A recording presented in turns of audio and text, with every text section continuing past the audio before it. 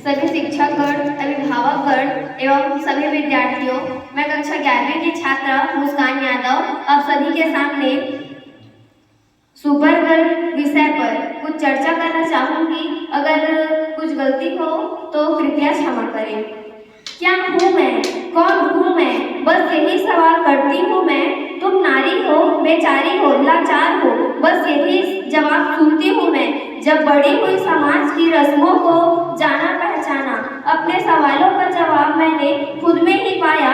लाचार नहीं, बेचारी नहीं, मैं धधकती चिंगारी हूँ। छेड़ो मत जल जाओगे, मैं दुर्गा व काली हूँ। माता पिता का अभिमान हूँ मैं, इस देश की शान हूँ मैं नारी हूँ, इस देश का आधार हूँ। गार्गी, मैत्री, सीता, द्रौपदी और अलापा की उपलब्धि इस युग की महिलाओं के लिए सबसे आदर्श भूमिका बन जाती है। वही मध्ययुगीन काल में महिलाओं के साथ सामग्री जैसा व्यवहार किया गया। उत्तर वैदिक काल में घरेलू कार्य और ललित कला की शिक्षा महिलाओं को दी जाने लगी। आधुनिक काल में महिलाएं अपनी सशक्तिकरण की लड़ाई लड़ रही हैं। महिलाओं के सशक्तिकरण में राजा राम मोहन राय, ईश्वर चंद्र विद्यासागर, स्वामी विवेकानंद, स्वामी दयानंद सरस्वती का नाम अग्रणी रहा।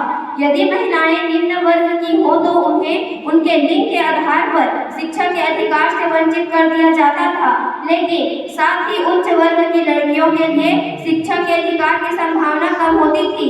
किसी बालिका का संपूर्ण विकास आर्थिक, राजनीतिक, सामाजिक, शैक्षिक, लैंगिक या आध्यात्मिक तौर पर होने पर ही उसे संपूर्ण विकास माना जा सकता है।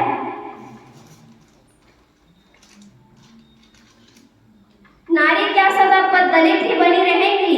प्रसिद्ध अर्थशास्त्री डॉक्टर अमर्त्य सेन जी ने कहा कि यदि अधिकारों का विस्तार कर दिया जाए तो विकास अपने आप ही हो जाएगा। उनके अनुसार विकास के लिए अधिकार जरूरी है। शिक्षा का स्तर इतना खराब है कि लाख पढ़ाई लिखाई के बाद ग्रामीण महिलाओं में एक मानसिक स्तर विकसित नहीं हो पाता।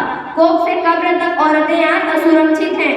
श्रीमती प्रतिभा देवी सिंह पाटिल के भारत की नई राष्ट्रपति बनने से भारत में महिलाओं का सशक्तिकरण आंदोलन को बहुत सहारा मिला है। मैं सुपर गर्ल मानती हूँ लहरी बाई को, जिन्होंने मिलेट्स बैंक मतलब मोटे अनाज के 150 किस्म की वैरायटी जमा करके रखी हैं। हमारे माननीय प्रधानमंत्री जी ने उनकी तारीफ में उन्हें मिलेट्स बैंक की मालकिन कहा। सच्चे मायनों में यही सुपर गर्ल हैं जो अपना दायरा बढ़ाकर काम कर रही हैं। मैं सुपर गर्ल मानती हूँ मंजू देवी जी को, जिन्होंने ऐसे पेशे को अपनाने की हिम्मत की जो सिर्फ पुरुषों द्वारा अपनाया जाता था। उन्होंने 23 साल की उम्र में 2000 से अधिक पोस्टमार्टम कर महिलाओं को निर्भीक सिद्ध किया है। मैं सुपर गर्ल मानती हूँ कैप्टन शिवा चौहान को, जो भारतीय सेना की पहली महिला अफसर है जिन्हें दुनिया के सबसे ऊंचे युद्ध के स्तर यानी सियाचिन की कुमार पोस्ट पर तैनात किया गया है। मैं सुपर गर्ल मानती हूँ शालू मराठा टिवक्का को, मुझे तो शालू मराठा टिवक्का जिन्होंने पर्यावरण में अपना जीवन समर्पित कर दिया। मैं उन्हें एक सुपर वुमन की तरह ही देखती हूँ और इन्हें पद्मश्री अवार्ड से भी नवाजा गया है।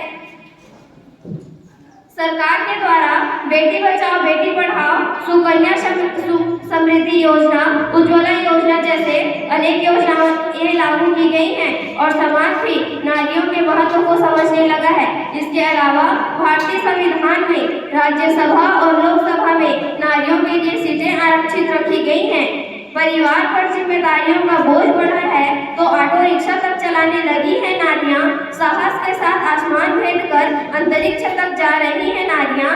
मैं बस इतना ही कहना चाहूंगी कि जब नारी हो शक्तिशाली तो क्यों कहते हो इसे बेचारी। आओ हम सब मिलकर ये प्रण है नारियों को अपनी इच्छा से जीने दें। धन्यवाद।